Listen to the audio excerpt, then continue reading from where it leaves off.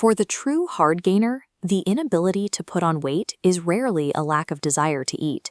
It is a biological wall.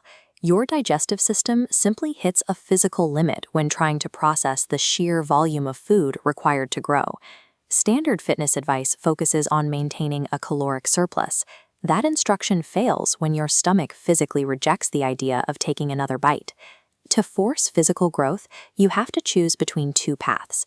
You can spend hundreds of dollars a month on highly processed liquid calories, or you can rely on cheap whole foods and find a way to manage the resulting gastrointestinal distress. The whole food route relies on staples like boiled potatoes, bananas, and chickpeas. These carbohydrates are affordable, but eating them in high volumes causes severe bloating and triggers early satiety long before you hit your caloric targets. Appetite is a matter of mechanical throughput. When hunger fades, it indicates a physical bottleneck in the digestive tract. Mental resolve cannot override this biological limit. Getting past that bottleneck requires adopting a rigid set of behavioral habits. By changing the mechanics of how you eat, you can trick your body into processing a massive amount of food without the typical onset of nausea. Sustainable weight gain means treating your daily eating schedule as an engineering problem.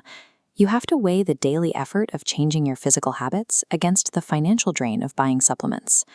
The first major bottleneck happens before you even swallow. Traditional dry meals, like roti paired with dry vegetables, require extensive chewing. This slow process allows the brain to signal fullness before you've consumed adequate calories. The mechanical intervention is to force rapid, lubricated mastication by mixing acidic, wet foods directly into every dry meal. Adding a few spoonfuls of curd to your food achieves this lubrication. This chart maps an effort versus impact analysis. The saliva hack plots in the high-impact, low-effort quadrant. The biological mechanism is clear. Curd's acidity stimulates saliva production, lubricating food so you can swallow rapidly. The trade-off for this efficiency is the permanent alteration of your meal textures. You are sacrificing the traditional mouthfeel of your preferred dishes, and you must maintain a constant supply of fresh dairy. Utilizing acidic lubrication lets you physically eat faster than your brain can react. You send a higher volume of intake down the throat before the internal satiety clock registers that you are full. Fluid timing acts as a secondary mechanical lever for digestive efficiency. The timing of when you drink can prime the stomach for rapid breakdown or stall the system entirely. The first restriction starts the moment you wake up. You must completely eliminate morning tea or coffee to protect your early day appetite. Your body produces a hormone called ghrelin to signal physical hunger. Tea acts as a stimulant that suppresses ghrelin release right when you need your appetite to be at its peak. Bringing back our chart, the fluid strategy lands in the high-impact, medium-effort quadrant. For heavy meals, drinking water dilutes concentrated gastric acid. To keep digestion fast, enforce a strict 1-hour no-water window after eating. The friction here is highly mental. You have to endure the physical headaches of caffeine withdrawal and consciously ignore your body's natural thirst cues while eating dense carbohydrates. That's for the next meal. By the end of the day, that high-volume eating schedule creates a massive physical burden, especially after finishing a mandatory high-calorie dinner at 9 p.m. Attempting to sleep while your stomach is stretched to its maximum capacity mechanically forces acid upward, leading to reflux and severely disrupted sleep quality. To counteract this, the final behavioral intervention is completely passive. You must consciously force yourself into a left-side sleeping position to manipulate gravity. On our final matrix, this habit plots as a medium-impact, low-effort adjustment.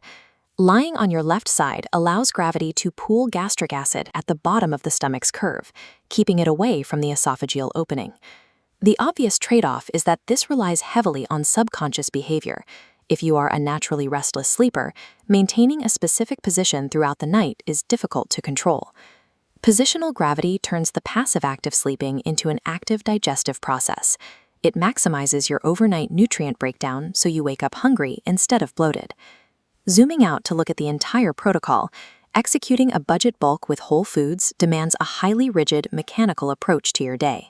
Whole foods are financially cheap, but digesting them in these massive quantities requires an incredibly high lifestyle and behavioral cost. The high price of mass gainer powders covers more than raw calories. It buys a direct bypass of the digestive friction we have just outlined. Think of supplements as a convenience tax for individuals who cannot adhere to strict behavioral rules. This scorecard outlines a framework to help you decide which path fits your specific life. The first required trait: are you willing to permanently alter the textures and tastes of your favorite meals by mixing in wet foods? Second, can you endure the physical and mental stress of caffeine withdrawal and consciously ignoring your thirst during meals? And third, do you have the daily time required to prep high volumes of whole foods, like boiling large batches of potatoes? If you can answer yes, this behavioral protocol will build mass cheaply. But if you have an unpredictable schedule or severe dietary sensitivities, the friction will likely cause you to fail. In that case, a high-quality liquid supplement becomes a necessary investment. To conquer the hard gainer's metabolism, you must decide what you value more. You either pay for calories with your wallet, or you pay for them with your habits.